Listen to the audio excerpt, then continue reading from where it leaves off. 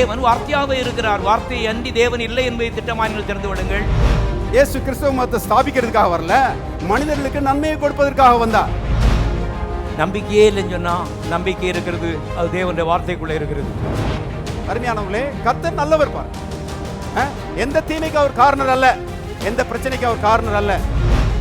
நிச்சயமாகவே நமக்கு ஒரு முடிவு இருக்கிறது. என்னன்னு கேட்டா அது வெற்றி தான்.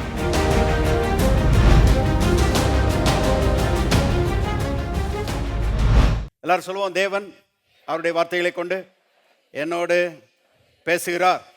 கர்த்தருடைய வார்த்தைகள் எனக்கு ஜீவனும் என் உடலுக்கெல்லாம் ஆரோக்கியமா இருக்கிறது. இன்னொரு முறை சொல்லுவோம், கர்த்தருடைய வார்த்தைகள் எனக்கு ஜீவனும் என் உடலுக்கெல்லாம் ஆரோக்கியமா இருக்கிறது. ஆமென். 1 கொரிந்தியர் புஸ்தகம்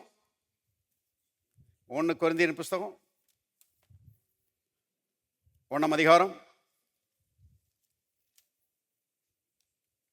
30-31 ஆகிய வசனங்களை வாசிக்கிறேன். அந்தபடி நீங்கள் அவராலே கிறிஸ்து இயேசுவுக்கு உட்பட்டிருக்கிறீர்கள். எழுதியிருக்கிறபடி மேன்மை பாராட்டுகிறவன் கர்த்தரை குறித்தே மேன்மை பாராட்டத்தக்கதாக அவரே தேவனால் நமக்கு ஞானமும் நீதியும் பரிசுத்தமும் மீட்புமானார். ஜெபிப்போம். பரலோகத்தின் தகப்பனே, ஜீவ வார்த்தைகளுக்கு நேராக நாங்கள் வருகிறோம். தேவாவியானவர் ஜீவ வசனங்களை கொண்டு எங்களோடு பேசுகிறீர். கர்த்தாவே, எங்களுடைய இருதயம் உணர்கிறதா இருக்கட்டும், எங்கள் செவிகள் கவனிக்கிறதா இருக்கட்டும். கர்த்தாவே, சத்தியங்களை கற்றுக்கொள்ள எங்களுக்கு உதவி செய்வீராக. சத்தியத்தை அறிவீர்கள், சத்தியம் உங்களை விடுதலையாக்கும் எழுதியிருக்கிறபடி கர்த்தாவே, சத்தியங்களை நாங்கள் ஆழமாய் அறிந்து கொள்ளவும் விசுவாசிக்கவும் அதன் மூலம் வருகிற கர்த்தாவின் நன்மைகளையும் ஆசீர்வாதங்களையும் பெற்றுக்கொள்ளவும் நீர் எங்களுக்கு கிருபை செய்கிறீர். அதற்காக உங்களுக்கு ஸ்தோத்திரம். இயேசுவின் நாமத்தில் பிதாவே, ஆமென். ஆராதனைக்கு புதிதாக வந்திருக்கிற நண்பர்களே அன்போடு வரவேற்கிறோம். இந்த ஆலயத்தினுடைய விசேஷம் என்னவென்றால், சத்திய வேதத்திற்கு நாங்கள் முதலிடம் கொடுக்கிறோம். அதை கேட்கிறவர்கள், விசுவாசிக்கிறவர்கள் ஆசீர்வதிக்கப்படுகிறார்கள். நீங்களும் சத்திய வசனத்தை கேளுங்கள், நிச்சயமாக ஆசீர்வதிக்கப்படுவீர்கள். சாய்ஸே கிடையாது. சத்திய வசனத்தை கேட்டு அதை விசுவாசிப்பீர்களானால் நிச்சயமாக தேவன் உங்களை ஆசீர்வதிப்பார். ஆகவே தொடர்ந்து வாருங்கள் என்று உங்களுக்கு அழைப்பு கொடுக்கிறேன். இயேசு சொன்னார், மனம் திரும்புங்கள், பரலோக ராஜ்யம் சமீபமாக இருக்கிறது. பரலோக ராஜ்யம் சமீபமாக இருக்கிறது. பாருங்க, இயேசு என்ன சொல்ல வருகிறார்? மனுஷன் பாவத்து நிமித்தமாக நரக ராஜ்யத்துக்குள்ளே இருக்கிறான். பாருங்க, நரகத்தின் அதிபதியாகிய பிசாசானவன் மனுஷனை ஆட்கொண்டு பாருங்க நரக சக்திகளால மனுஷனுடைய வாழ்க்கையை நிரப்பி வச்சிருக்கிறான். பாவம், வியாதி, சாபம், தரித்திரம், செய்வினை, பில்லிசூனியம், பேய்கோளாறு, மந்திரீகம், இப்படிப்பட்ட தீமைகளால, பயம், கலக்கம், இப்படிப்பட்ட தீமைகளால மனுஷனுடைய வாழ்க்கையை பாருங்க நிரப்பி வச்சிருக்கிறான். இதுல இருந்து விடுதலையாக வேண்டும், வாழ்க்கையில பெரிய முன்னேற்றத்தை கண்டடைய வேண்டும், ஆசீர்வதிக்கப்பட வேண்டும் என்று மக்கள் பாருங்க விரும்புகிறார்கள். ஆனா வழி தெரியல. நரக வாழ்க்கையை உதறணும், நல்ல ராஜ வாழ்க்கையை சுதந்திரிக்கணும் என்று மக்கள் ஆசைப்படுகிறார்கள். அதற்காக முயற்சி பண்ணுகிறார்கள். ஆனா முடியல. கவனியுங்கள். ஆனால் தேவாதி தேவன், நல்ல தேவன், அன்பு நிறைந்த தேவன் பாருங்க இந்த நரக வாழ்க்கைக்கு முடிவு கட்டிட்டு பரலோக வாழ்க்கையை மனுஷனுடைய வாழ்க்கையில ஆரம்பிப்பதற்காக அவர் வழிவகை செய்திருக்கிறார். அவர் வழியை வகுத்திருக்கிறார். அவரே இயேசுங்கிற பெயர்ல இந்த உலகத்துல வந்து சிலுவையில பாடுபட்டு மனுஷனுடைய எல்லா பாவ, சாப, ரோக, தீமைகள் எல்லாவற்றையும் தன்மையில ஏற்றுக்கொண்டு சுமந்து தீர்த்து, அருமையானவர்களே, ஒரு சொர்க்க வாழ்வை இந்த பூமியிலேயே வைத்திருக்கிறார் என்று சத்திய வேதம் திட்டமாய் போதிக்கிறது. நிறைய கிறிஸ்தவர்கள் என்ன யோசிக்கிறாங்கன்னா, சொர்க்கத்தை அனுபவிக்கணும்னா சொர்க்கத்துக்கு போனாதான் அனுபவிக்க முடியும் அப்படின்னு யோசிக்கிறாங்க. சொர்க்கத்தை அனுபவிப்பதற்கு சொர்க்கத்துக்கு போக வேண்டிய அவசியம் இல்லை. ஏன்னா சொர்க்கத்தின் அதிபதியாய் இயேசு இங்க வந்துட்டாரு. பாருங்க, அவர் இந்த உலகத்துல வந்து இன்றைக்கு அவரை விசுவாசிக்கிறவருடைய உள்ளத்துக்குள்ள வந்துட்டாரு. ஆகவே பாருங்க, இயேசு அந்த தூரமா இருந்த தேவனுடைய ராஜ்யத்தை மனுஷனுக்கு பக்கத்துல கொண்டு வந்திருக்கிறாரு. அந்த தேவனுடைய ராஜ்யத்துக்குள்ள எல்லா நன்மைகளும் இருக்கிறது. பரிசுத்தம் இருக்கிறது, ஆரோக்கியம் இருக்கிறது, ஐஸ்வர்யம் இருக்கிறது, சமாதானம் இருக்கிறது, சந்தோஷம் இருக்கிறது, வாழ்வு, வளமை, வெற்றி, உயர்வு, ஞானம், அறிவு, எல்லா நன்மைகளும் பாருங்க இந்த தேவனுடைய ராஜ்யத்துக்குள்ள ஏராளம் இருக்கிறது. அத்தனை நன்மைகளையும் பாருங்க இயேசுவின் புண்ணியத்தினால மனிதர்களுக்கு கர்த்தர் இலவசமாய் தருகிறார். இது ரொம்ப ஆச்சரியமான ஒரு காரியம். கவனிங்க, இப்போ அந்த நன்மைகள் ஒரு மனுஷன் அதை பெற்றுக்கொள்ள வேண்டுமானால், அதை பெற்றுக்கொள்வதற்கு, அந்த தேவனுடைய ராஜ்யத்துக்கு உள்ளே நுழைவதற்கு உரிமையை கர்த்தர் மனுஷன் கையில தான் கொடுத்துருக்கிறாரு. கர்த்தர் ஒரு மனுஷனை பிடிச்சு போ தேவனுடைய ராஜ்யத்துக்குள்ள அப்படின்னு சொல்லி தள்ளிவிட மாட்டாரு. மனுஷனுக்கு சித்த சுயாதாரம் கொடுக்கப்பட்டிருக்கிறது. மனுஷன் விலையேறப்பட்டவன். ஆகவே மனிதன் இதெல்லாம் புரிந்து கொண்டு இயேசுவுக்கு வாழ்க்கையில அழைப்பு கொடுத்து, இயேசுவே என் உள்ளத்துக்குள்ளே வாரும், எனக்காக சிலுவையில ரத்தம் சிந்தி இருக்கிறீரா, நன்றி, நீர் என் ஆண்டவர் என்று சொல்லி அவருக்கு அழைப்பு கொடுக்கும் பொழுது இயேசு மனுஷனுடைய உள்ளத்துக்குள்ளே வருகிறார். இயேசு உள்ள வரும்போது மனுஷன் தேவனுடைய ராஜ்யத்துக்குள்ளே பிரவேசிக்கிறான். ரொம்ப அற்புதமான தேவனுடைய ராஜ்யம். நரக ராஜ்யம் அவனுடைய வாழ்க்கையை விட்டு வெளியே ஓடி போகிறது. அருமையானவர்களே, தேவனுடைய ராஜ்யத்துக்குள்ள நுழைகிறான். அருமையானவர்களே, அதுதான் பாருங்க ஒரு ஆச்சரியப்படத்தக்க வாழ்க்கையின் ஆரம்பம்.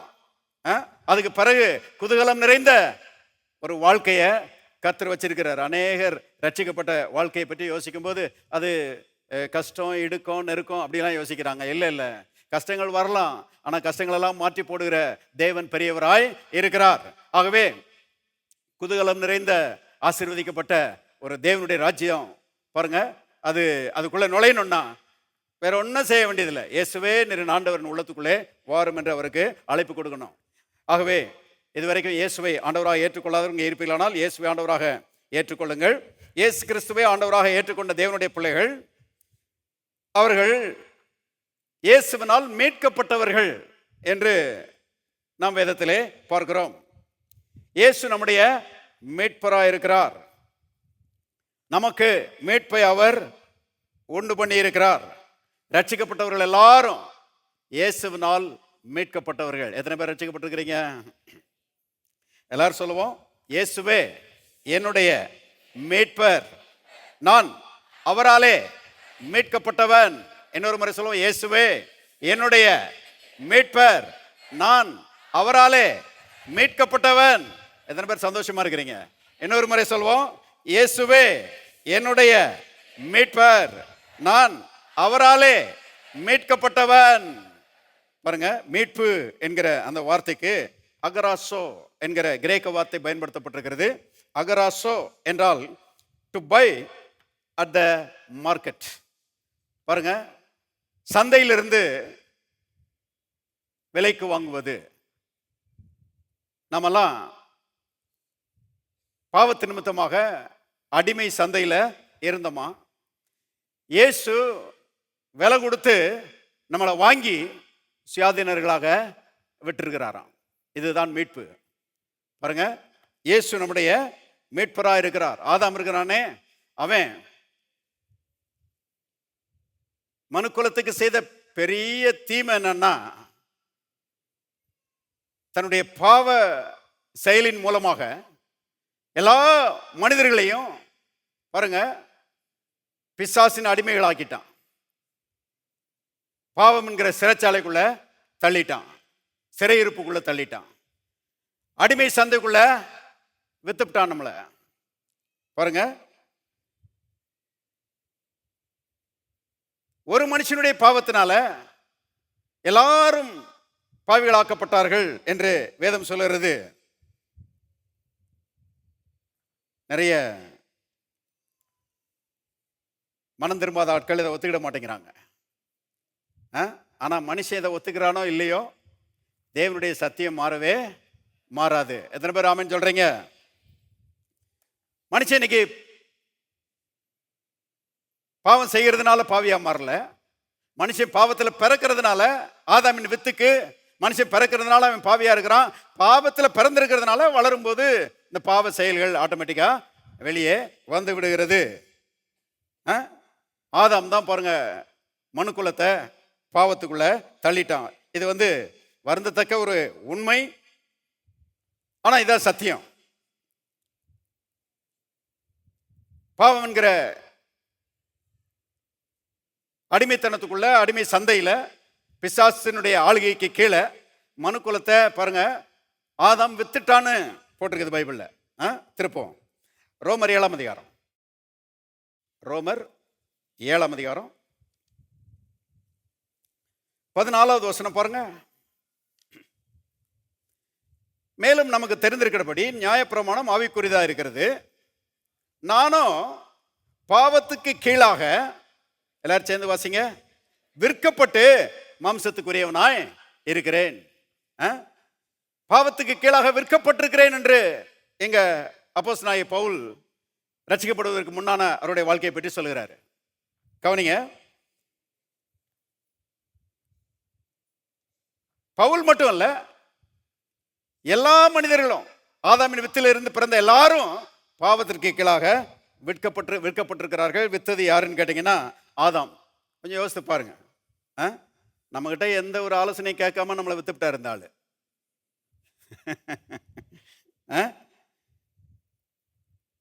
ஆதாம் நம்மளை பாவத்துக்கு கீழாக விற்று போட்டார். இன்னைக்கு பாருங்க, இது இப்படிப்பட்ட சம்பவங்கள் குடும்பத்தில் நடக்குது இல்லையா?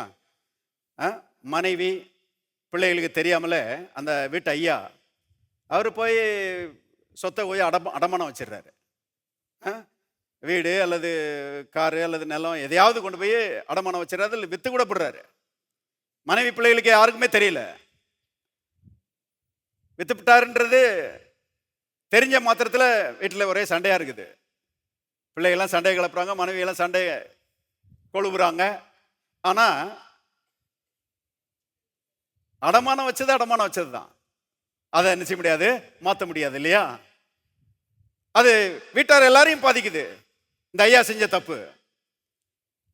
ஆனால் இப்போ முழு கரையத்தையும் கொடுத்து மீட்டவள் ஒழிய அந்த நன்மைகளை திரும்ப கொண்டு வர முடியாது இல்லையா? அப்ப மீட்க வேண்டும். ஆதாம் நம்மளை கொண்டு போய் பிசாசு கையில் கொடுத்துட்டான். பிசாசு நம்ம எல்லாரையும் ஆட்கொண்டு அவன் தலைவன் ஆயிட்டான். அவனை பொறுத்தளவில் மனிதர்கள் எல்லாரும் அவனுக்கு கிடைத்த கொள்ளை பொருள். எல்லா மனிதர்களும் ஒருத்தரையும் இந்த உலகத்தில் வெற்றிகரமாக வாழ விடக்கூடாது. மட்டுமல்ல, எல்லாரையும் பத்திரமா நரகத்தில் கொண்டு போய் சேர்த்து விட வேண்டும். இதுதான் பிசாசுனுடைய திட்டம். கவனிங்க, வேதத்தில் நீங்கள் வாசித்து பார்த்தீங்கன்னா, அரண்மனையை காட்கிற பலவான் தன்னுடைய பொருட்கள் பத்திரப்பட்டிருக்கும்படி அதை காவல் செய்கிறான் என்று எழுதப்பட்டிருக்கிறது. அந்த பிசாசு தான் பாருங்க, எல்லாரையும் நரகத்தில் கொண்டு போய் சேர்த்தோம்னா தான் அவனுடைய திட்டம். ஆனால் தேவனுடைய அன்பின் திட்டம் அது என்னவென்றால், எல்லாரையும் இந்த பிசாசினுடைய கரத்திலிருந்து மீட்க வேண்டும். மீட்கப்பட்டவர்களை இம்மையிலும் மறுமையிலும் வாழ வைக்க வேண்டும். அதான் தேவனுடைய அன்பின் திட்டம். ஆண்டவருக்கு அல்லேலூயா சொல்லுவோம். பாருங்க, தேவன் அவருடைய திட்டங்கள் ரொம்ப அற்புதமான திட்டங்கள் இல்லையா? இயேசு இந்த உலகத்தில் வந்தபோது என்ன சொன்னாரு? நானும் மனுஷர்களுக்கு வாழ்வு கொடுக்கவும் அந்த வாழ்வு பரிபூர்ணப்படவும் வந்தேன். எல்லாரும் கரங்களை வைத்து சொல்லுவோம், இயேசுவோ எனக்கு வாழ்வு கொடுக்கவும் அந்த வாழ்வு பரிபூர்ணப்படவும் வந்தார். இன்னொரு முறை சொல்லுவோம், இயேசுவோ எனக்கு வாழ்வு கொடுக்கவும் அந்த வாழ்வு பரிபூர்ணப்படவும் வந்தார். நான் அடிக்கடி சொல்லுகிற, அறிக்கை செய்கிற ஒரு வசனம். நான் செய்யறது அப்படியே உங்களுக்கு சொல்லி கொடுக்குறேன். பெரிய பாஸ்டர் சொன்னது போல வாய் பேசிட்டே இருக்கணும். என்னத்தை பேசிட்டு இருக்கணும்? வசனத்தை பேசிட்டே இருக்கணும். வாழ்வு பெருகும்.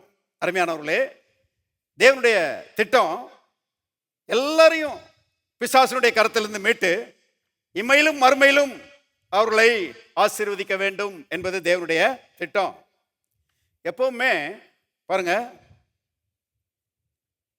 தேவன் பிசாசுனுடைய திட்டங்களை முறியடிக்கிறவராகவே இருக்கிறாரு. அது அன்றும் இன்றும் என்றும் அருமையானவர்களே, தேவன் பிசாசுனுடைய திட்டங்களை முறியடிக்கிறவராகவே இருக்கிறார். பிசாசு தேவனுக்கு முன்பாக ஒன்றும் இல்லை. பாருங்க, ஊதுனார்னு வச்சுக்கோங்க, ஆளை காணோம். தேவனுக்கு முன்பாக பிசாசு ஒண்ணுமே கிடையாது. நாம தான் சில நேரங்களில் பாருங்க, இந்த பிசாசு பிசாசு பிசாசுன்னு பேசி புழுதியில் கிடக்கிறவனை தூக்கி தலை மேல வச்சிடறோம். அவன் தலையில உட்கார்ந்த உடனே அவன் ஆட ஆரம்பிச்சிடுறான், இல்லாத தொந்தரவுகளை கொடுக்க ஆரம்பிச்சிடுறான். கவனிங்க, ஒன்னும் இல்லாதவனை பெரிய ஆளா மாத்தி விட்டுறோம். நாம செய்யக்கூடாது. பிசாசு ஒண்ணுமே கிடையாது. அருமையானவர்களே, இயேசு இந்த பிசாசுனுடைய ஆயுதங்களை எல்லாம் உரிந்து கொண்டிருக்கிறார். He stripped all of his weapons. அவனுடைய ஆயுதங்கள் எல்லாவற்றையும் பாருங்க இயேசு உரிந்து கொண்டு வெளியரங்கமான கோலமாக்கி அவைகளின் மேல் சிலுவையிலே வெற்றி சிறந்தார். எல்லாரும் சொல்லுவோம், இயேசு சிலுவையிலே வெற்றி சிறந்தார். இன்னொரு முறை சொல்லுவோம், இயேசு சிலுவையிலே எனக்காக வெற்றி சிறந்தார். சிலுவையில வெற்றி சிறந்தாரு. கவனிங்க, அவனுடைய தலையை நசுக்கி இருக்கிறாரு, அவனை நிராயுதபாணி ஆக்கி இருக்கிறாரு, அவனை ஒன்னில்லாதவன் ஆகி இருக்கிறாரு, அவனை தூசியிலும் தூசியா இயேசு மாற்றி இருக்கிறார். அவனுக்கு ஒரு பேர் கொடுக்கணும்னா என்ன பேர் கொடுக்கலாம் தெரியுமா? Mister nothing. மிஸ்டர் நத்திங்கிற பேர் அவனுக்கு கொடுக்கலாம். கவனிங்க, ஒன்னும் இல்லாதவனா கர்த்தரவனை மாற்றி இருக்கிறாரு. கர்த்தருடைய அருமையானவர்களே, வல்லமைக்கு முன்பாக பிசாசு ஒண்ணுமே கிடையாது. எப்போதுமே தேவன் பிசாசுடைய திட்டங்களை முறியடிக்கிறவராகவே இருக்கிறாரு. God is mighty. தேவன் வல்லமை நிறைந்தவர் இல்லையா? திருப்புங்க ஏசாயா 59. ஏசாயா 59:19 பாருங்க. அப்பொழுது சூரியன் அஸ்தமிக்கும் திசை தொடங்கி கர்த்தரின் நாமத்துக்கும் சூரியன் உதிக்கும் திசை தொடங்கி அவருடைய மகிமைக்கும் பயப்படுவார்கள். எல்லாரும் சேர்ந்து வாசிக்கலாம். வெள்ளம் போல் சத்துரு வரும்போது கர்த்தருடைய ஆவியானவர் அவனுக்கு விரோதமாக கொடியேற்றுவார். பாருங்க, இந்த வசனத்துல வேத வல்லுநர்கள் சொல்லுகிறார்கள், சத்துரு வெள்ளம் போல வருகிறான்னு சொல்லக்கூடாதான். அது சரியான அர்த்தம் கிடையாதான். சத்துரு வருகிறான், கர்த்தருடைய ஆவியானவர் தான் வெள்ளம் போல வருகிறாரு. இருக்கிறீங்களா? பாருங்க, பிசாசுக்கு அவ்வளவு வல்லமை கிடையாதுங்க. அவ்வளவு ஃபோர்ஸ்ஃபுல்லாக வர்றான், அவனால முடியாது. கர்த்தர் அவனை ஒன்றும் இல்லாம ஆக்கி இருக்கிறாரு. ரொம்ப பவர்ஃபுல்லான ஆள் யாருன்னு கேட்டீங்கன்னா தேவ ஆவியானவர். அவர் தான் வெள்ளம் போல என்ன செய்கிறாரு? வருகிறாரு. யோசித்து பாருங்க, சத்துருடைய கிரியைகளுக்கு விரோதமாய் தேவ ஆவியானவர் வெள்ளம் போல வந்தார்னா சத்துரு ஓடியே போயிடுவான். அவ்வளவுதான். அதனாலதான் பாருங்க, இந்த ஆவியானவருடைய வல்லமையை நாம நம்முடைய வாழ்க்கையில் என்ன செய்யணும்? கட்ட அவிழ்த்து விடணும். அதுக்கு தான் இந்த ஆவியின் அபிஷேகம், அந்நிய பாஷை என்பதை தெரிந்து கொள்ளுங்கள். பைபிள்ல போட்டிருக்க, என்னை விசுவாசிகளுடைய உள்ளத்திலிருந்து ஜீவ தண்ணீர் உள்ள நதிகள் புரண்டு ஓடும். பாருங்க, இந்த பரிசுத்த ஆவியானவர் வெள்ளம் போல நம்முடைய உள்ளத்திலிருந்து என்ன செய்கிறார்? புரண்டு ஓடுகிறார். எப்பொழுது நாம பாருங்க ஆவியில நிறைஞ்ச அந்நிய பாஷை பேசி ஜெபிக்கும் போது, அவர் வெள்ளம் போல நம்முடைய வாழ்க்கையில வெளிப்படும் போது நம்முடைய வாழ்க்கையில இருக்கிற பிரச்சனைகள் பாருங்க ஒன்னும் இல்லாம போயிடும். பிசாசு ஓடியே என்ன செஞ்சிடறான்? போயிடுறான். ஏன்னா தேவனுக்கு முன்பாக பிசாசு ஒண்ணுமே கிடையாது. கர்த்தர் அவனை ஒன்னும் இல்லாதவனா ஆக்கி இருக்கிறார். எப்போதுமே தேவனுடைய பிள்ளைகள் ஒன்றை நன்றா புரிந்து கொள்ள வேண்டும். அருமையானவர்களே, கர்த்தர் பிசாசுடைய திட்டங்களை முறியடிக்கிறார். ஆதியாகமத்தில் நம்ம வாசிக்கிறோம் இல்லையா? தேவன் அழகாய் படைத்த இந்த உலகத்தை பிசாசு ஒழுங்கீனமான உலகமாக, வெறுமையான உலகமாக, இருள் நிறைந்த உலகமாக மாத்திட்டான். அதை 1ஆம் அதிகாரத்தில் நம்ம வாசிக்கிறோம். அவனுடைய திட்டம் என்னன்னா, என்னைக்குமே இது ஒழுங்கீனமாக தான் இருக்கணும், என்னைக்குமே இது வெறுமையாக தான் இருக்கணும், என்னைக்குமே இது இருள் நிறைந்ததா தான் இருக்கணும், போக போக மோசமாகி எல்லாம் நாசமா போகணும் அப்படின்றது தான் பிசாசுனுடைய திட்டம். கவனிங்க, அதனாலதான் தேவன் அழகாய் படைத்த அந்த உலகத்தை ஒழுங்கீனமும் வெறுமையும் இருளுமாக மாற்றினான்.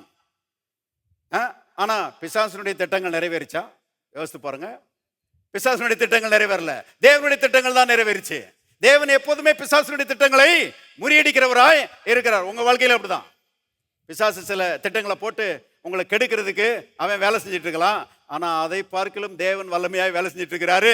பிசாசுனுடைய திட்டங்கள் விலகும், தேவனுடைய திட்டங்கள் உங்க வாழ்க்கையில நிறைவேறும். இருக்கிறீங்களா? எல்லாரும் கரங்களை தட்டி கர்த்தரை ஸ்தோத்திரிப்போம். ஹல்லேலூயா. பாருங்க, கர்த்தர்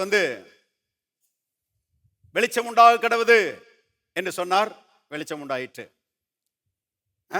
அப்புறம் ஒழுங்கினத்தை மாற்றுகிறார்,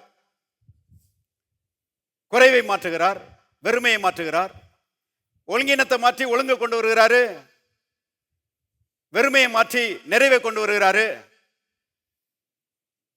கடைசியில் நம்ம வேதத்தில் வாசிக்கிறோம், திருப்புங்க ஆதியாகமத்தின் புஸ்தகம் 1ஆம் அதிகாரம், ஆதியாகமம் 1ஆம் அதிகாரம் 31வது வசனம். அப்பொழுது தேவன் தாம் உண்டாக்கின எல்லாவற்றையும் பார்த்தார். எல்லாரும் சேர்ந்து வாசிக்கலாம். அது மிகவும் நன்றாயிருந்தது. எல்லாரும் சொல்லுவோம், மிகவும் நன்றாயிருந்தது. பாருங்க, பிசாசு கொண்டு வந்த அவனுடைய சதி மோசங்கள், அவனுடைய பொல்லாத கிரியைகள், அவனுடைய திட்டங்கள் எல்லாவற்றையும் கர்த்தருடைய ஆவியானவர் அகற்றி போட்டார். அற்புதமாக சொல்லப்பட்டுகிறது. எல்லாம் மாறின பிறகு மிகவும் நன்றாயிருந்தது. நம்முடைய வாழ்க்கையிலையும் பாருங்க, குடும்பத்தில், தொழிலில்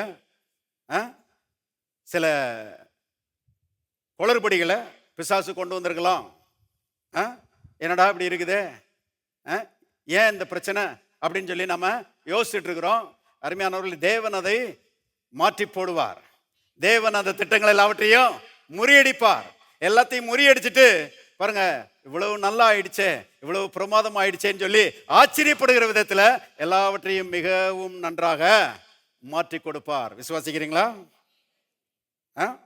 அப்ப ஆதாம் மனுக்குலத்தை பிசாசினிடத்துல அடகு வச்சுட்டான். அவனுடைய திட்டங்கள் என்னன்னா, எல்லாரையும் நரகத்தில் கொண்டு போய் சேர்க்கணும். அதான் அவனுடைய திட்டம். ஆனால் தேவன் அவனை பார்க்கலும் மகா பெரியவர். அவருடைய திட்டங்கள் மகா பெரியது. ஆகவே அவர் ஒரு திட்டம் போட்டிருந்தாராம், நித்தியத்திலே திட்டம் போட்டாராம். என்ன திட்டமா? மனுக்குலத்தை மீட்கும்படியாக இந்த உலகத்துக்கு ஒரு மீட்பரை அனுப்ப வேண்டும். தேவன் மனுக்குலத்தை மீட்கும்படியாக ஒரு மீட்பரை அனுப்பினார். அவருடைய பெயர் என்னங்க? சத்தமா, என்ன சத்தமா? இயேசு. இயேசுவாகிய மீட்பரை தேவன் அனுப்பினார். அவர் பெத்லகேமிலே பாலகனாக பிறந்தார் என்று வேதத்திலே நாம் வாசிக்கிறோம். மக்கள் யோசித்தாங்க, பாலகனாக கடவுள் பிறந்திருக்கிறாரு, கையாலாகாத ஒரு பாலகனாக பிறந்திருக்கிறாரு அப்படின்னு யோசித்தாங்க. ஒரு குழந்தையாக பிறந்திருக்கிறாருன்னு சொல்லி யோசித்தாங்க. ஆனால் பெத்லகேமிலே பாலகனாக பிறந்த இயேசு பாருங்க, ஒரு கையாலாகாத ஒரு நபர் கிடையாது. அவரை பற்றி எழுதப்பட்டிருக்கிறது எரேமியா 50வது அதிகாரம், எரேமியா 50வது அதிகாரம் 34ஆம் வசனம் பாருங்க. எரேமியா 50:34. அவர்களுடைய மீட்பரோவெனில் வல்லமை உள்ளவர், சேனைகளின் கர்த்தர் என்பது அவருடைய நாமம். இந்த மீட்பர் எப்படிப்பட்டவருங்க? அங்க பார்த்து சொல்லுங்க. அவருடைய மீட்பரோவெனில் எப்படிப்பட்டவர்? வல்லமை உள்ளவர், பவர்ஃபுல் பர்சன். அவரு குழந்தைய பிறந்திருக்கிறாரு, ஆனா ரொம்ப பவர்ஃபுல்லான ஆளு.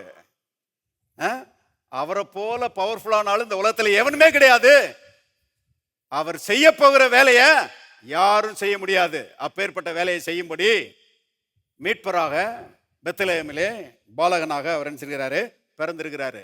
கவனிங்க, ஏசாயா அவரை பற்றி சொல்லும்போது சொல்லுகிறான், நமக்கு ஒரு பாலகன் பிறந்தார், நமக்கு ஒரு குமாரன் கொடுக்கப்பட்டார், கர்த்தத்துவம் அவர் தோளின் மேல் இருக்கும், அவருடைய நாமம் அதிசயமானவர், ஆலோசனை கர்த்தா, அப்புறம் வல்லமை உள்ள தேவன்.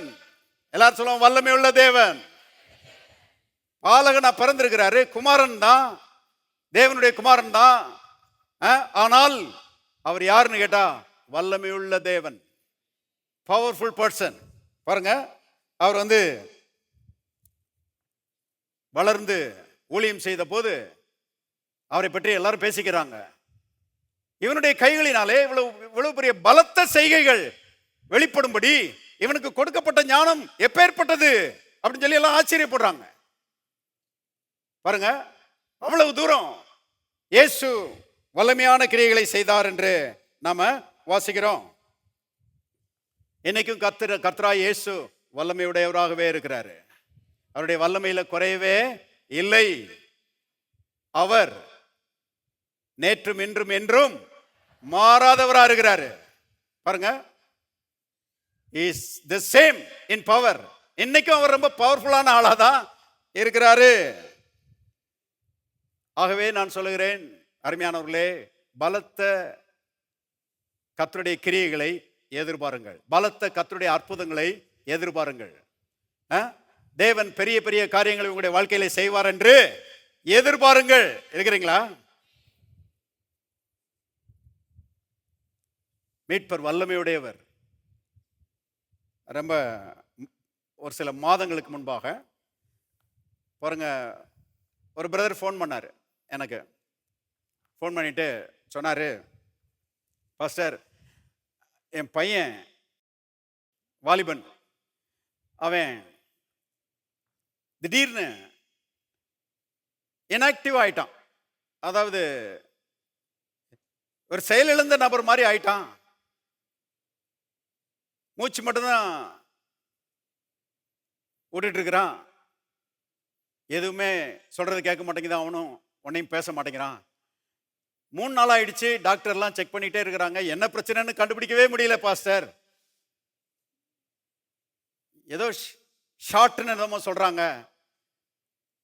பிரெயின்ல ஏதோ ஷாக் அடிக்கிற மாதிரி ஏதோ அவனுக்கு நடந்திருக்குது அப்படின்னு சொல்லி சொல்றாங்க. என்ன பிரச்சனைன்னு தெரியல, நீங்க வந்து ஜெபம் பண்ண முடியுமான்னு சொல்லி கேட்டாரு. நான் போனேன். நான் போகும்போதே சொன்னேன், இந்த இயேசு வல்லமையுடையவர். நான் அவனை சுகமாக்க முடியாது, ஆனால் நான் விசுவாசிக்கிற என்னுடைய இயேசு சுகமாக்க முடியும். அவருக்கு இந்த வல்லமை இருக்குது. இருக்கிறீங்களா?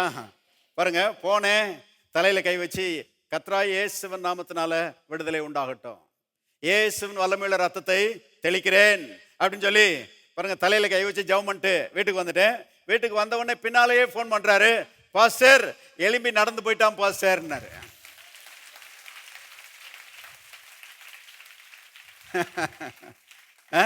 பாருங்க, மனிதராலே கூடாதவைகள் தேவனாலே கூடும். அவர் இன்றைக்கும் வல்லமையுடைய மீட்பராக இருக்கிறாரு. நாம விசுவாசிக்கணும். God Almighty is with me. கர்த்தர் சர்வ வல்லமையுடையவராய் என் கூட தான் இருக்கிறாரு. பாருங்க, இந்த இயேசுவை பற்றி அப்போஸ்தலர் 10:38 எப்படி விதமாக வாசிக்கிறோம். திருப்புங்க, அப்போஸ்தலர் 10:38. நசரேயனாகிய இயேசுவை தேவன் பரிசுத்த ஆவியினாலும் வல்லமையினாலும் அபிஷேகம் பண்ணினார். தேவன் அவருடனே கூட இருந்தபடினாலே அவர் நன்மை செய்கிறவராயும் பிசாசின் வல்லமையில் அகப்பட்ட யாவரையும் குணமாக்குகிறவராயும் சுற்றி தெரிந்தார். பாருங்க, அவர் வல்லமையுடையவராக இருந்தாரு, பிசாசினுடைய திட்டங்களை முறியடிக்கிறவராய் இருந்தார். கவனிங்க, அவர் வல்லமையுள்ள மீட்பர். அவர் செய்ய நினைத்தது தடைபடாது. உங்க வாழ்க்கையிலும் அப்படிதான். கர்த்தர் அற்புதமான திட்டங்களை போட்டு வச்சிருக்கிறாரு, பெரிய பெரிய திட்டங்களை போட்டு வச்சிருக்கிறாரு. பாருங்க, அதனாலதான் நீங்க ரட்சிக்கப்பட்டிருக்கிறீங்க. ரட்சிப்பு ஒரு அற்புதமான விஷயம். நான் சொல்லுகிறேன், நீங்க எல்லாம் அதிர்ஷ்டசாலிகள். எத்தனை பேர் ஆமென் சொல்றீங்க? சீட்டு உங்க பேர்ல உளுந்து அதிர்ஷ்டம் அடிச்சிடுச்சு உங்களுக்கு.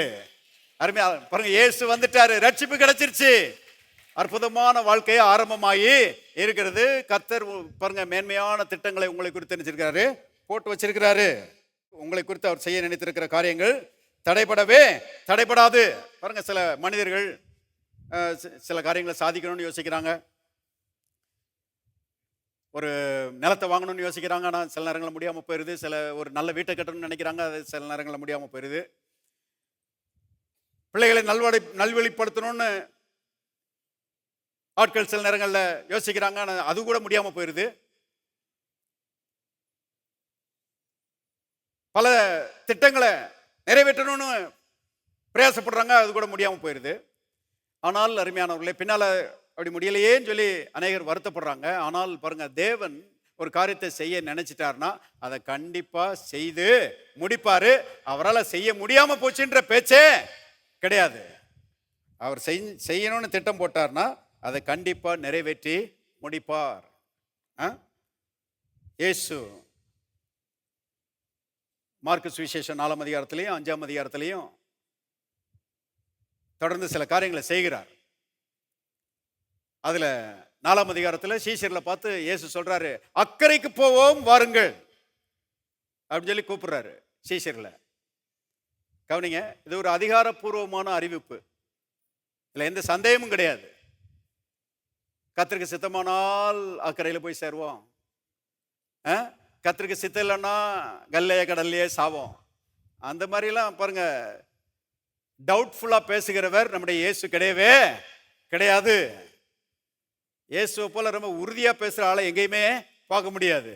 சீஷர்களை பார்த்து சொல்றாரு, அக்கறைக்கு போவோம் வாருங்கள் அப்படின்னு சொல்லி கூப்பிடுறாரு. சீஷர்கள் பாருங்க, அவங்களுக்கு எதுக்கு அக்கறைக்கு போகணும் அப்படின்றது தெரியல. இயேசுவுக்கு தெரியுது, அவங்களுக்கு தெரியல. என்னன்னா, அக்கறையில் ஒருத்தன் இருக்கிறான், பிசாசு பிடிச்சவன். பாருங்க, பிசாசு அவனை கெடுத்து, அவனுடைய எதிர்காலத்தை கெடுத்து, அவன் குடும்பத்தை கெடுத்து, குடும்பத்தை விட்டு அவனை பிரிச்சு கல்ற தோட்டத்தில் கொண்டாந்து நினைச்சிருக்கிறான், குடி வச்சிருக்கிறான். பிசாசுடைய திட்டம் என்னன்னா, அவனை அழிக்கணும், கொல்லணும், நரகத்தில் கொண்டு போய் சேர்க்கணும். அதான் பிசாசுடைய திட்டம். பாருங்க, யாருக்கும் பிரயோஜனம் இல்லாதவனாக, எல்லாருக்கும் தொந்தரவு கொடுக்கிறவனாக அவன் கல்ற தோட்டத்தில் கிடக்கிறான். இயேசு யோசிக்கிறாரு, அவனை விடுதலையாக்கணும், அவனை விடுதலையாக்கி அவனை வாழ வைக்கணும் அப்படின்னு சொல்லி இயேசு யோசிக்கிறாரு. ஆகவேதான் அதை மனசுல வச்சு, அந்த திட்டத்தை மனசுல வச்சு சீஷர்களை பார்த்து சொல்றாரு, அக்கறைக்கு போவோம் வாருங்கள் அப்படின்றாரு. சீஷர்கள் எல்லாரும் போறாங்க, படகு ஏறுறாங்க. பாருங்க, பிரயாணப்படுகிறார்கள்.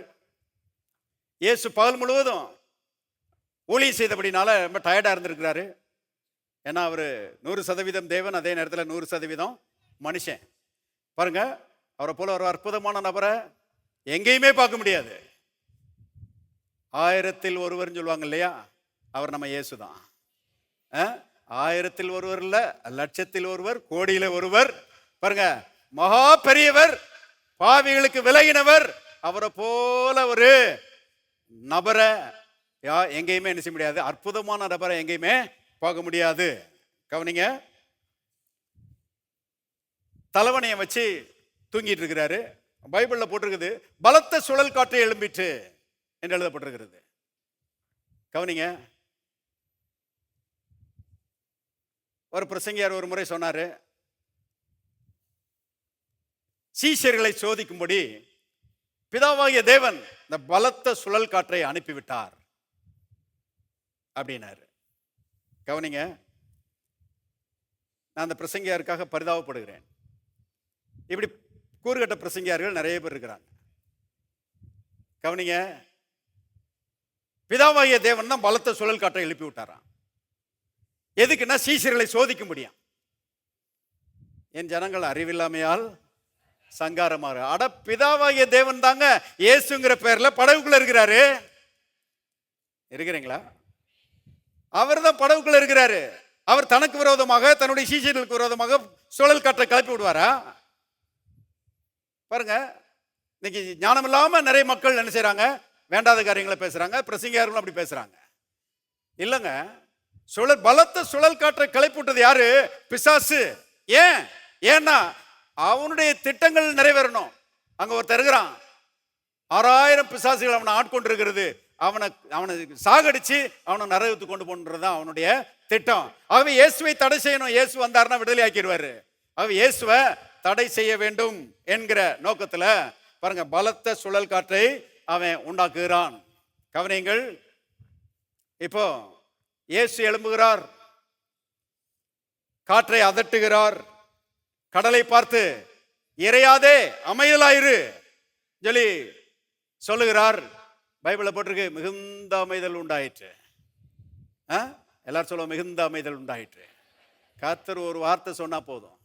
அருமையானவர்களே, இன்னைக்கு நான் சொல்கிறேன், அந்த கர்த்தருடைய வார்த்தையை நீங்க வாயில உச்சரிக்கணும்.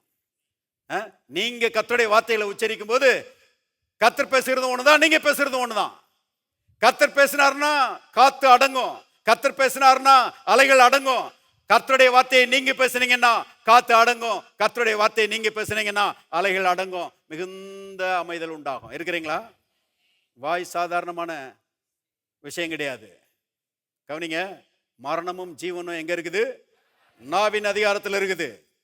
பாருங்க, இயேசுவை போல நாம் செயல்படும்படி அழைக்கப்பட்டிருக்கிறோம். அவர் நம்முடைய மாதிரியா இருக்கிறாரு.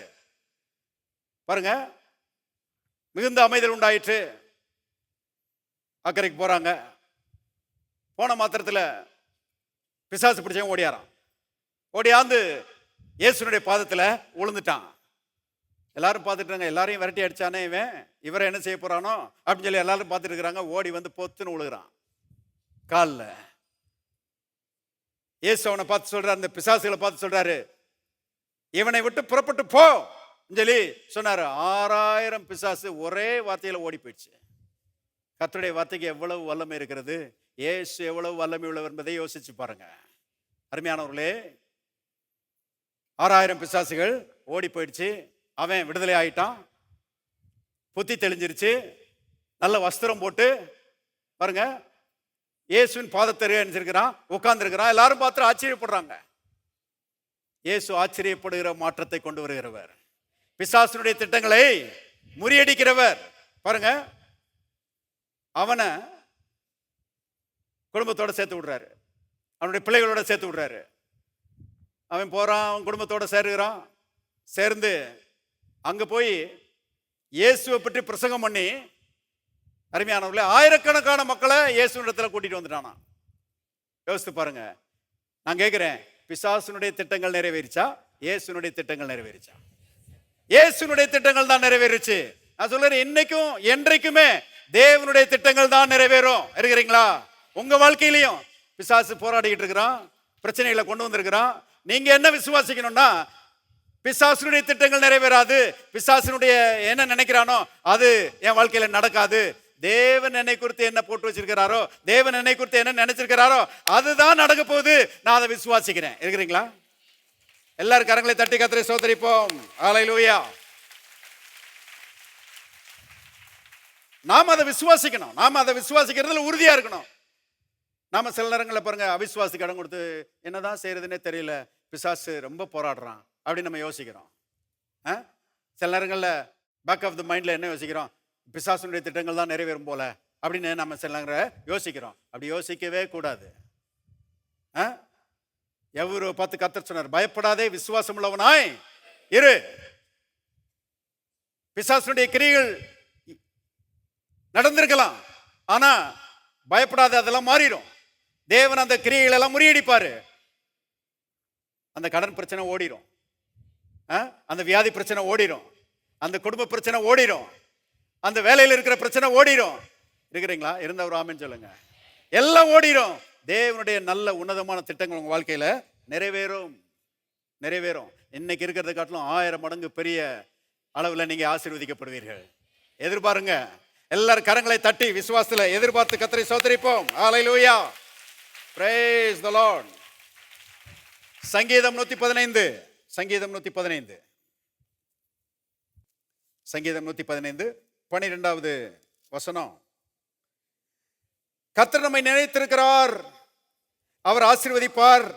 இஸ்ரவேல் குடும்பத்தாரை ஆசீர்வதிப்பார், அவர் ஆரோன் குடும்பத்தாரை ஆசீர்வதிப்பார்.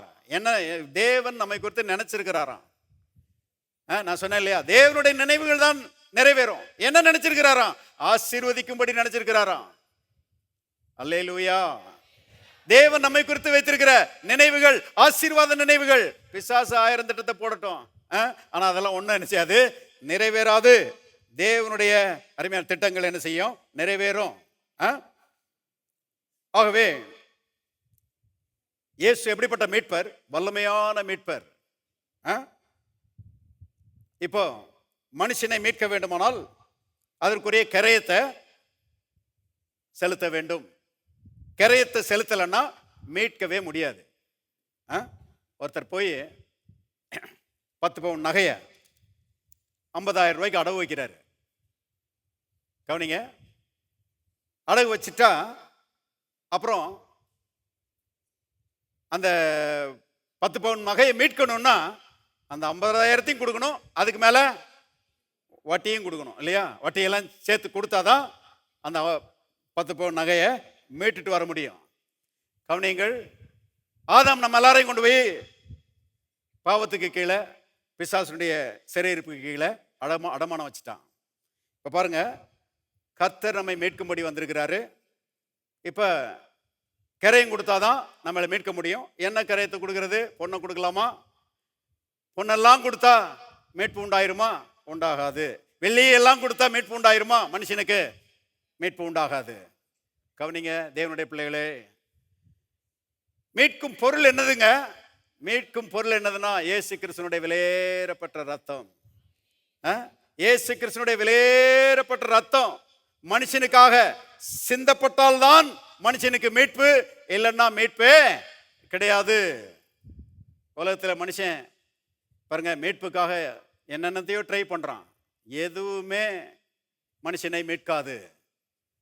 மனுஷனை மீட்கிற ஒரு பொருள் இருக்குமானால் அது இயேசுனுடைய விலையேறப்பட்ட ரத்தம். பாருங்க, திருப்போம் யோபுவின் புஸ்தகம் 33ஆம் அதிகாரம் 24வது வசனம் பாருங்க. அவர் அவனுக்கு இறங்கி அவன் படுகொலியில் இறங்காதபடிக்கு நீர் அவனை ரட்சியும், மீட்கும் பொருளை நான் கண்டுபிடித்தேன் என்பார். இயேசு எல்லா புஸ்தகங்களும் இருக்கிறார். இங்க யோபுவின் புஸ்தகத்திலே இருக்கிறார்.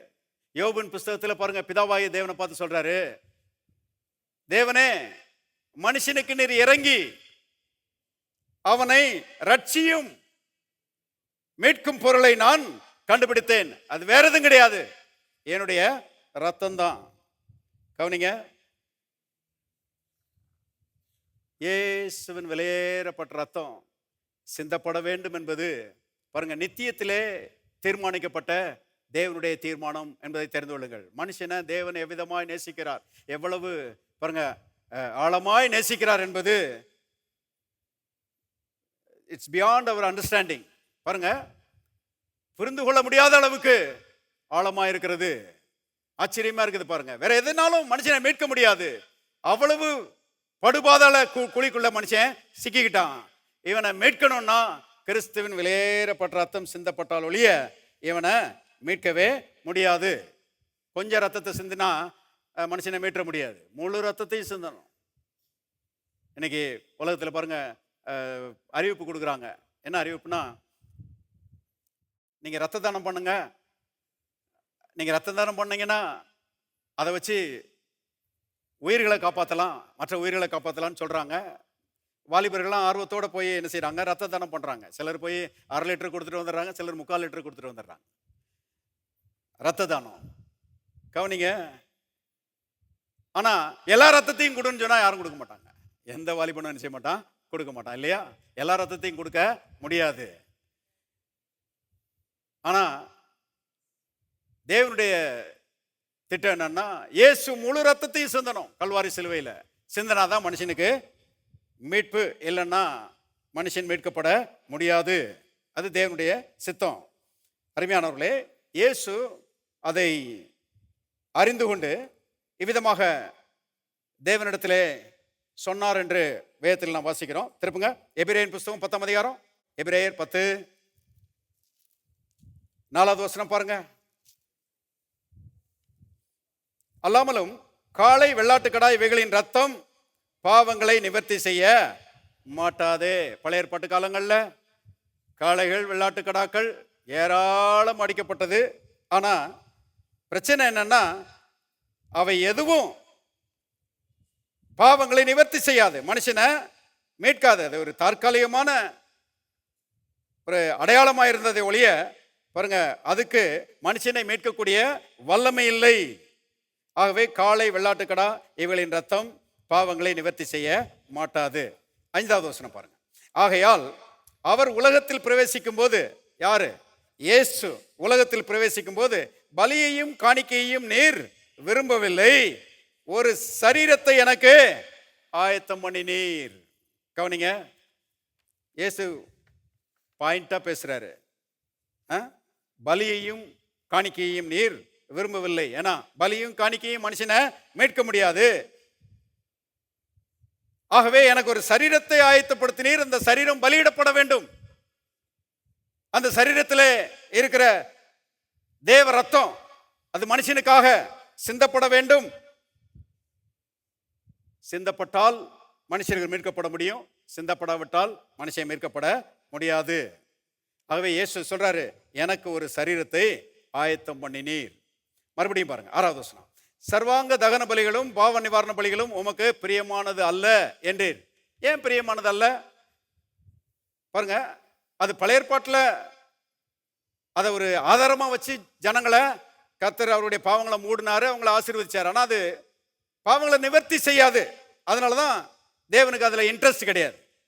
சர்வாங்க தகன பலிகளும் பாவ நிவாரண பலிகளும் உமக்கு பிரியமானது அல்ல என்றீர். அப்பொழுது நான், தேவனே, உம்முடைய சித்தத்தின்படி செய்ய இதோ வருகிறேன், என்னை குறித்து எழுதி இருக்கிறது என்று சொன்னேன். கவனிங்க, தேவனுடைய சித்தம்,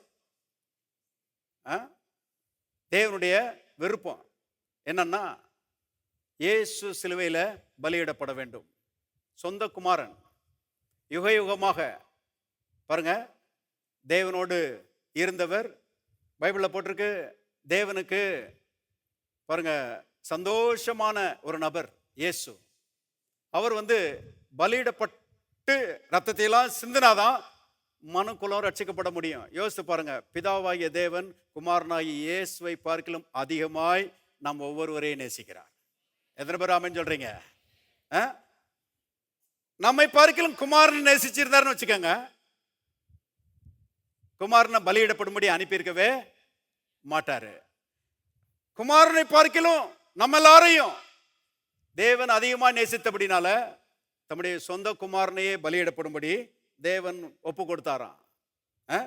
அவருடைய கடைசி சொட்டு ரத்தமும் சிந்தப்படுவது தேவனுடைய சித்தமா இருக்கிறது. இப்ப பாருங்க, சொல்லப்பட்டிருக்கிறது, இதோ என்னை குறித்து எழுதி இருக்கிறது. எல்லாரும் சொல்லுவாங்க, எழுதி இருக்கிறது. தேவன் என்ன பண்ணிட்டாரு, அவருடைய சித்தத்தை புஸ்தகத்திலே எழுதி வச்சுட்டார் இயேசு வர்றதுக்கு முன்னாடியே. அதனாலதான் பாருங்க, அந்த புஸ்தகம் எல்லா புஸ்தகத்தை பார்க்க ரொம்ப முக்கியமான புஸ்தகம். மெடிசின் புக் இருக்குது, என்ஜினியரிங் புக் இருக்குது, எல்லா புஸ்தகங்களும் இருக்குது. இருக்கட்டும், எல்லா புஸ்தகங்களும் மனிதரால் எழுதப்பட்டது. காலத்தினால் அவைகள் மறைஞ்சு போயிடும், மாறி போயிடும். ஆனால் அருமையானவர்களே, இந்த புஸ்தகம் தேவனால் எழுதப்பட்ட புஸ்தகம். எல்லாரும் இந்த புஸ்தகத்தை கொண்டு வந்திருக்கிறீங்களா? பாருங்க, தேவனால் எழுதப்பட்ட புஸ்தகம் இது. இந்த புஸ்தகம் ஒரு நாளும் மறையவே மறையாது. வானமும் பூமியும் ஒளிந்து போகும், கர்த்தருடைய வசனங்கள் ஒரு காலம் என்ன செய்யாது, ஒளிந்து போகாது. ஆகவே இயேசு சொல்றாரு, என்னை குறித்து எழுதப்பட்டிருக்கிறது. உம்முடைய சித்தத்தை எழுதி வச்சிருக்கிறீங்க ஆண்டவரே. என்ன எழுதி இருக்கிறாரு? ரட்சகர், மீட்பர் இந்த உலகத்தில் சிலுவையிலே பாடுபட்டு மரிப்பார் என்பது பாருங்க எழுதப்பட்டிருக்கிறது. சங்கீதக்காரன் 22ஆம் சங்கீதத்தில் கல்வாரி சிலுவையை அப்படியே எழுதியிருக்கிறான். கைகளையும் கால்களையும் உருவ குத்தினார்கள் அப்படின்னு சொல்லி எழுதியிருக்கிறான். கைகளையும் கால்களையும் தாவீதை யாரும் உருவ குத்துனாங்களா? யோசித்து பாருங்க. ஆனா அவன் தீர்க்க தரிசனமா சொல்லுகிறான், சிலுவையை அந்த நாட்கள், தாவீதினுடைய நாட்கள், சிலுவை மரணமே கிடையாது, சிலுவை தண்டனையே கிடையாது. ஆனா பாருங்க, தேவன் எல்லாவற்றையும் முன்னாக கண்டு அங்க எழுதி வச்சிருக்கிறாரு, கைகளையும் கால்களையும் உருவ குத்தினார்கள் இயேசுவை குறித்து. அது மட்டுமல்ல, ஏசாயா 53:5 நாம் வாசிக்கிறோம். வாசிங்க அந்த வசனத்தை. ஏசாயா 53:5. ஏசாயா 53. இதைத்தான் பாருங்க வேதத்தின் மைய வசனம் என்று வேத வல்லுநர்கள் சொல்கிறார்கள். அப்ப வேதத்தினுடைய மையப்பகுதியே என்னன்னு கேட்டீங்கன்னா கல்வாரி சிலுவை தான். பாருங்க 5வது வசனம். நம்முடைய மீறுதல் நிமித்தம் அவர் காயப்பட்டு, நம்முடைய அக்கிரமங்களின் நிமித்தம் அவர் நொறுக்கப்பட்டார், நமக்கு சமாதானத்தை உண்டு பண்ணும் ஆக்கினை அவர் மேல் வந்தது, அவருடைய தழும்புகளால் குணமாகிறோம் எழுதி வச்சுட்டாரு. இயேசு வர்றதுக்கு முன்னாடியே பிதாவாகிய தேவன் நினைச்சிட்டாரு, எழுதி வச்சுட்டாரு. இதைத்தான் இயேசு சொல்கிறாரு, என்னை குறித்து புஸ்தக சுருளில் எழுதி இருக்கிறதே என்று சொல்லுகிறாரு. இப்போ வாசிப்போம். இயேசு சிலுவையில் பாடுபட்டார், ரத்தம் சிந்தினார். எபிரேயர் 10ஆம் அதிகாரத்தில் 7ஆம் வசனம் வாசித்தோம். இப்போ 10ஆம் வசனத்தை பாருங்க. அதனுடைய தொடர்ச்சி தான் இது. இயேசு கிறிஸ்துனுடைய சரீரம் ஒரே தரம் பலியிடப்பட்டதினாலே அந்த சித்தத்தின்படி நாம் பரிசுத்தமாக்கப்பட்டிருக்கிறோம். பரிசுத்தமாக்கப்பட்டிருக்கிறோம்னா அந்த சித்தத்தின்படி நாம் ரட்சிக்கப்பட்டிருக்கிறோம், அந்த சித்தத்தின்படி நாம் விடுதலையாக்கப்பட்டிருக்கிறோம், அந்த சித்தத்தின்படி நாம் பரிசுத்தமாக்கப்பட்டிருக்கிறோம், அந்த சித்தத்தின்படி நாம் மீட்கப்பட்டிருக்கிறோம். அந்த சித்தத்தின்படி இயேசுவின் சரீரம் நமக்காக பலியிடப்பட்டது. எல்லாரும் கரங்களை உயர்த்தி கர்த்தரை ஸ்தோத்திரிப்போம். உங்களுக்காகவும் எனக்காகவும் இயேசுவின் சரீரம் பலியிடப்பட்டது. இன்னைக்கு ஒரு ஆடு பலியிடப்பட்டது, நாங்கள் பலியிடப்படும் போது கூட அதை பார்த்த உடனே நமக்கு பரிதாபம் வந்துடுது இல்லையா? ஆனா தேவகுமாரனா இயேசு நமக்காக என்ன செஞ்சிருக்கிறாரு? பலியிடப்பட்டிருக்கிறாரு. எவ்வளவு தூரம் நாம் தேவனுக்கு நன்றி உள்ளவர்களா இருக்க வேண்டும் யோசித்து பாருங்க. உலகத்துல சொல்றாங்க, உப்பிட்டவரை உள்ளளவும் நினைன்னு சொல்றான். நான் கேட்கிறேன், ரத்தம் முழுவதையும் கொடுத்தவரை என்ன பண்றதுங்க? யுக யுகமாக அவருக்கு நன்றி செலுத்துகிறவர்களாய் நாம இருக்கணும். யுக யுகமாக அவரை ஸ்தோத்திரிக்கிறவர்களாக. ஆமென். எல்லாரும் கரங்களை தட்டி தேவனை மகிமைப்படுத்துவோம். ஹல்லேலூயா, பிரைஸ் தி லார்ட். 1 பேதுருவின் புஸ்தகம் 1ஆம் அதிகாரம் 19வது வசனம். குற்றமில்லாத மாசற்ற ஆட்டுக்குட்டியாகிய கிறிஸ்துவின் விலையேறப்பட்ட ரத்தத்தினாலே மீட்கப்பட்டீர்கள் என்று அறிந்திருக்கிறீர்களே. மீட்பர், அருமையானவர்களே, அவர் நம்முடைய மீட்பர். சிலுவையிலே பாடுபட்டு தன்னையே பலியாக ஒப்பு கொடுத்து ரத்தத்தை முழுவதும் சிந்தி உச்சந்தலையிலிருந்து உள்ளங்கால் வரைக்கும் பாருங்க காயங்களை அடைந்தவராய் ரத்தத்தை முழுவதையும் சிந்தி அந்த பரிசுத்த ரத்தத்தினாலே நம்மை மீட்டிருக்கிறார். நாம் மீட்கப்பட்டவர்கள். இயேசுவின் ரத்தத்தினாலே நாம் மீட்கப்பட்டவர்கள், விடுதலையாக்கப்பட்டவர்கள். பாருங்க, டோனி இவான்ஸ் அப்படிங்கிற ஒரு பிரசங்கர் ஒரு சம்பவத்தை பற்றி சொல்றாரு. ஒரு வாலிப பையன், அவன் கண்ணி வச்சு 2 குருவியை பிடிச்சிட்டானா. 2 குருவியை பிடிச்சி கூண்டுக்குள்ள அடைச்சு தூக்கிட்டு போனானா. அது கூண்டுக்குள்ள அடைப்பட்ட அந்த குருவி அது பாட்டில் கத்துதான். இதை ஒருத்தர் பார்த்தாராம். பார்த்துட்டு அந்த பறவைகள் இப்படி சுயாதீனமா பறந்த பறவைகள் இப்படி கத்துதே அப்படின்னு பார்த்துட்டு அவனை பார்த்து கேட்டாராம், தம்பி இந்த பறவைகளை என்னப்பா செய்ய போற அப்படின்னு சொல்லி கேட்டாராம். அதுக்கு அவன் சொன்னானா, நான் வீட்டுக்கு கொண்டு போய் இந்த பறவைகளோட கொஞ்ச நேரம் விளையாண்டுட்டு அப்புறம் கழுத்தை திருகி இதை கொன்று எங்க வீட்டில் இருக்கிற பூனைக்கு சாப்பாடா கொடுக்க போறேன் அப்படின்னா. பாருங்க, அதை கேட்டவருக்கு ரொம்ப அந்த பறவைகள் மேல ரொம்ப பரிதாபமாய் போச்சு. அவர் சொன்னாரு, தம்பி அதை எனக்கு விலை கொடுக்குறியா அப்படின்னு சொல்லி கேட்டாராம். அவன் பாருங்க இதை சாக்கிட்டு ஏகப்பட்ட ரூபா சொன்னானா. பாருங்க, இவ்வளவு கொடுப்பீங்களா? அப்ப நான் தர்றேன் நானா. அவருக்கு பாருங்க அந்த பறவைகள் மேல அவ்வளவு இறக்கம். அதனால அவன் கேட்ட காசை கொடுத்துட்டு இந்த பறவைகளை வாங்கிட்டாராம். வாங்கி அருமையானவர்களே தனியா ஒரு இடத்துல 2 பறவைகளையும் அப்படியே பறக்க விட்டாராம். பறக்க விட்டா அது பாட்டில் பறந்து போதான். இவருக்கு அதை பார்த்துட்டு இலையிலா சந்தோஷமா. நான் சொல்றேன், நம்ம கதையும் அதுதாங்க. பிசாசு நம்மளை பிடிச்சி பாருங்க கட்டி கடைசியில் நரகத்தில் கொண்டு போய் சேர்க்கறதுக்கு கொண்டு போயிட்டு இருந்தான். இயேசு வந்தாரு, தம்முடைய ரத்தத்தை எல்லாம் நமக்காக சிந்தினாரு. சிந்தி அவனுடைய கருத்திலிருந்து நம்மை மீட்டெடுத்து இன்றைக்கு சுதந்திர பறவைகளாக நம்மை மாற்றி இருக்கிறாரு. எத்தனை பேர் சந்தோஷமா இருக்கிறீங்க? We are liberated. நாம் விடுதலையாக்கப்பட்டிருக்கிறோம், மீட்கப்பட்டிருக்கிறோம். சுதந்திரமாக வாழும்படி விடுதலை நமக்கு என்ன செய்கிறாரு? தந்திருக்கிறாரு. சங்கீதக்காரன் சொல்லுகிறான், கண்ணி தெரித்தது நாம் தப்பினோம். வேடனுடைய கண்ணியில சிக்கின பறவைகள் மாதிரி இருந்தோம். கண்ணி தெரித்தது நாம் தப்பினோம். கண்ணியை தெரிக்க வச்சது யாருங்க? நம்முடைய மீட்பர். நம்முடைய இயேசு பாருங்க விடுதலை ஆக்கி இருக்கிறார். இன்னைக்கு பெரிய பெரிய ஆட்கள்லாம் பாருங்க சிக்கி கிடக்குறாங்க. பெரிய பணக்காரங்க, பெரிய அறிவாளிகள் எல்லாம் பாவத்தின் பிடியில, பிசாசுனுடைய பிடியில சிக்கி கிடக்குறாங்க. ஆனா நாம அதுல இருந்து என்ன செஞ்சிருக்கிறோம்? விடுதலை ஆகியிருக்கிறோம். எவ்வளவு நன்றி உள்ளவர்களாய் நம்ம இருக்கணும் பாருங்க. காலையில் எந்திரிச்ச உடனே, ஆண்டவரே நீர் என்னுடைய மீட்பராக இருக்கிறீர், நீர் என்னை மீட்டு கொண்டபடியால் உமக்கு நன்றி, உடைய பரிசுத்த ரத்தம் என்னை மீட்டு எடுத்திருக்கிறபடியால் உமக்கு நன்றி. கவனிங்க, கடைசியாக இயேசு ரத்தத்தை எல்லாம் சிந்தினது மட்டுமல்ல, அதுக்கு மேல ஒன்று செஞ்சிருக்கிறாராம் நம்மை மீட்பதற்காக. அது என்னன்னா, வாசிப்போம், வாசித்து முடிச்சிருவோம். எபிரேயர் புஸ்தகம் 9ஆம் அதிகாரம், எபிரேயர் 9.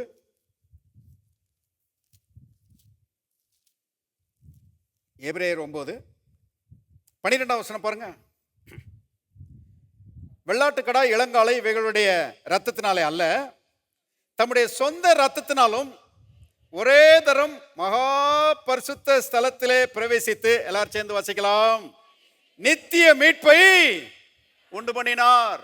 எல்லாரும் சொல்லுவோம், நித்திய மீட்பை உண்டு பண்ணினார். பாருங்க, இயேசு இது பழைய ஏற்பாட்டில் இதை நம்ம வாசிக்கிறோம். அந்த பிரதான ஆசாரியன் என்ன பண்ணுவான்னா, மக்களுடைய பாவங்களை நிவர்த்தி செய்யும்படியாக வெள்ளாட்டு கடாவை அடித்து அதனுடைய ரத்தத்தை கிணத்துல எடுத்துக்கிட்டு தேவனுடைய பிரசன்னம் இருக்கிற அந்த மகா பரிசுத்த ஸ்தலத்துக்குள்ள போவானா. போகும்போதே உடம்புலலாம் அங்கங்கே மணிகளை கட்டி விட்டுருப்பாங்களாம், அவனுடைய ட்ரெஸ்ஸில் அங்கங்கே மணிகளை கட்டி விட்டுருப்பாங்களாம். அது மட்டும் இல்லை, அவன் இடுப்பில் ஒரு கயரையும் கட்டியிருப்பாங்களாம்.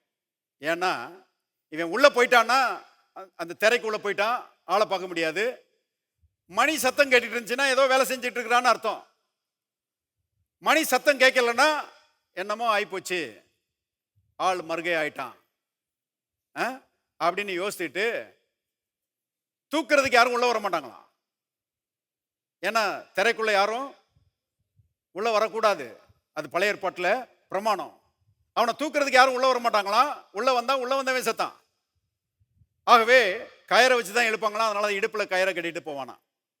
கவனிங்க, போய் தன்னுடைய விரலினாலே அந்த ரத்தத்தை தோய்த்து அதை கிருபாசனத்தில் 7 முறை தெளிப்பானா. கிருபாசனத்தில் 7 முறை அந்த ஆட்டுக்குட்டியின் ரத்தம் தெளிக்கப்படும் போது மக்களுக்கு மீட்பு உண்டாகும். அது 1 வருஷத்துக்கு கேரண்டி. பாருங்க, பாவ நிவாரணம் அதுக்கு பேரு. 1 வருஷத்துக்கு கேரண்டி. யாரும் 1 வருஷத்துக்கு இஸ்ரவேல் மக்களை மேற்கொள்ளவே முடியாது, அசைக்க முடியாது. அவங்க செய்கிற காரியங்கள்லாம் வாய்க்கும். தேவன் அவர்களோட இருந்து எல்லா விதத்திலும் அவங்களை ஆசீர்வதித்து நடத்துவார். ஏன்னா பாவ நிவாரணம் பண்ணியிருக்குது. ஆனா என்ன பிரச்சனைன்னா, 1 வருஷத்துல காலாவதி ஆயிரும். 1 வருஷத்துல அந்த பாவ நிவாரணம் காலாவதி ஆயிரும். அப்புறம் இன்னொரு வாட்டி பண்ணணும் அடுத்த வருஷத்துக்கு. இதை நம்ம லேவியராகமத்தின் புஸ்தகம் 16ஆம் அதிகாரத்தில் வாசிக்கிறோம். ஆனா இங்க நம்முடைய பிரதான ஆசாரியன், எல்லாரும் சொல்லுவோம் நம்முடைய பிரதான ஆசாரியன், நாமெல்லாம் ரொம்ப பாக்கியவான்கள். பாருங்க, இயேசுவின் காலத்தில் இருக்கிறோம். நம்முடைய பிரதான ஆசாரியன் தம்முடைய சொந்த ரத்தத்தை எடுத்துக்கொண்டு, ஆட்டுக்குட்டின் ரத்தத்தை எடுத்துக்கிட்டு இல்ல, தம்முடைய சொந்த ரத்தத்தை எடுத்துக்கொண்டு, நல்லா கவனிங்க.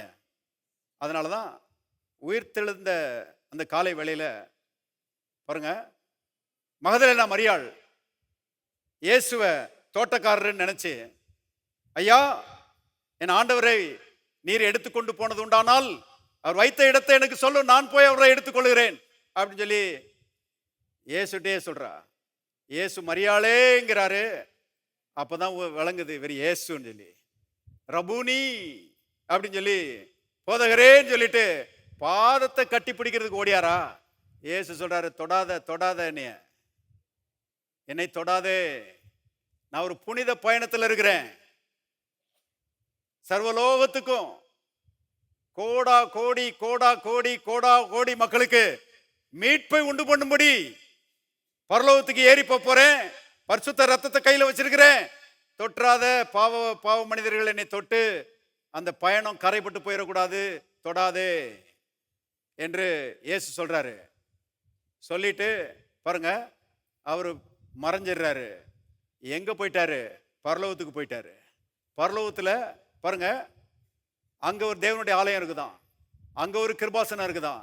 அந்த தேவனுடைய ஆலயத்துக்குள்ள, அந்த மகா பரிசுத்த ஸ்தலத்துக்குள்ள நம்முடைய சார்பாக நம்முடைய பிரதான ஆசாரியனாகிய இயேசு அங்க போய் தம்முடைய ரத்தத்தை கையில் எடுத்து 7 முறை தேவ சமூகத்திலே அந்த ரத்தத்தை தெளித்து நமக்கு மீட்பை உண்டு பண்ணினார்னு போடல, என்ன போட்டிருக்குது?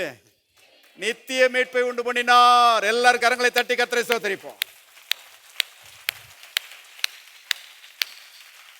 நித்திய மீட்பை உண்டு பண்ணினார். அவங்களுக்கு கிடைச்சதெல்லாம் தற்காலிக மீட்பு, நமக்கு நிரந்தரமான மீட்பு. மீட்பை உண்டு பண்ணினார். அருமையானவர்களே, இன்னைக்கு நாம அடிமைகள் அல்ல, பிசாசுக்கு அடிமைகள் அல்ல, நாம் சுயாதீனர்கள். கர்த்தர் நம்மளை நினைச்சிருக்கிறாரு, விடுதலை ஆக்கி இருக்கிறாரு, ராஜாக்களாக நம்ம என்ன செய்திருக்கிறாரு? மாற்றி இருக்கிறாரு. we are not slaves, we are kings. நாம் அடிமைகள் அல்ல, இயேசுவின் ரத்தத்தினாலே மீட்கப்பட்ட ராஜாக்களா இருக்கிறோம், சுயாதீனர்களா இருக்கிறோம், சுதந்திர பறவைகளா இருக்கிறோம். எத்தனை பேர் சந்தோஷமா இருக்கிறீங்க? இன்னைக்கு நாம எப்படி நம்மளை அர்ப்பணிக்கணும் பாருங்க. ஆண்டவரே, நீர் அடிமையா இருந்த, பிசாசுக்கு அடிமையா இருந்த, பாவத்துக்கு அடிமையா இருந்த என்னை உம்முடைய ரத்தத்தினாலே மீட்டு கொண்டீர். இன்னைக்கு நான் யாருக்கும் அடிமை கிடையாது, ஆனா இன்னைக்கு நான் உமக்கு அடிமை. ஆண்டவரே, I am a slave to you. ராஜாவே, ஆண்டவரே, நான் உமக்கு அடிமை. கடைசியை சொல்லி முடிக்கிறேன். அமெரிக்க தேசத்துல இந்த அடிமைகள் சந்தையில் விற்கப்பட்டாங்களாம். அமெரிக்க அதிபர் ஆபிரகாம் லிங்கன் அவரே போய் ஒரு பெண்ணை, நடுத்தர வயது உள்ள ஒரு பெண்ணை அடிமை சந்தையிலிருந்து விலைக்கு வாங்கினாராம். அவருடைய நாட்கள்ல ரொம்ப அதிகமா இந்த அடிமை தலை இருந்தது அமெரிக்கால. இவரே போய் ஒரு பெண்ணை விலைக்கு வாங்கினாராம். வாங்கிட்டு வீட்டுக்கு கொண்டு வந்தாராம். வீட்டுக்கு கொண்டு வந்த உடனே அவளுக்கு உள்ளத்துல பயங்கர விசாரம். ஏன்னா எத்தனையோ பேர் அவளை வாங்கிட்டு போய் சீரழிச்சு மறுபடியும் கொண்டாந்து அடிமை சந்தையில வித்து இப்படியே அவருடைய நாட்கள்லாம் போயிடுச்சாம் பாருங்க. இப்ப இவர் வாங்கிட்டு வந்துட்டாரு. வாங்கிட்டு வந்த உடனே அவளுக்கு சொல்லி முடியாத கோபம் இவர் மேல. அந்த பங்களாவுக்கு வந்த உடனே அவ இவரை பார்த்து கேட்டாலாம், நீங்க என்ன செய்ய போறீங்க அப்படின்னு சொல்லி கேட்டாலாம். இவர் சொன்னாராம், அம்மா, நான் உன்னை ஒண்ணுமே செய்ய மாட்டேன், உன்னை விலை கொடுத்து வாங்கியிருக்கிறேன், உனக்கு விடுதலை, நீ போய் நல்லா சுதந்திரமா வாழு, உனக்கு விடுதலை அப்படின்னு சொல்லி சொன்னாராம். இப்படி எவனுமே சொன்னது இல்லையா அவகிட்ட. கொஞ்ச நேரம் யோசித்து பார்த்தாலாம்.